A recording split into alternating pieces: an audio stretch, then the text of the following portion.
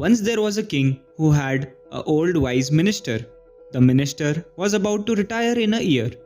He had worked for the king his entire life and had always been loyal to his king.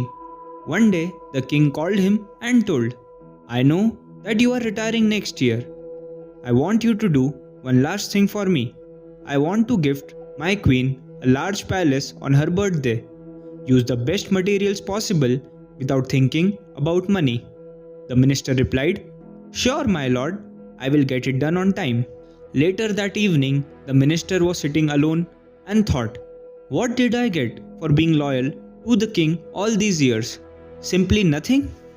The minister decided to betray the king using low quality materials and presenting a higher budget. Days went by and the construction was finally completed. A week before the queen's birthday, the minister went to the king and said, My lord, the mansion for the queen is ready. The king replied, You are my most loyal minister and you are retiring in a few months. I lied to you. I built this palace for you so that you can live your retired life peacefully. The minister was in tears listening this.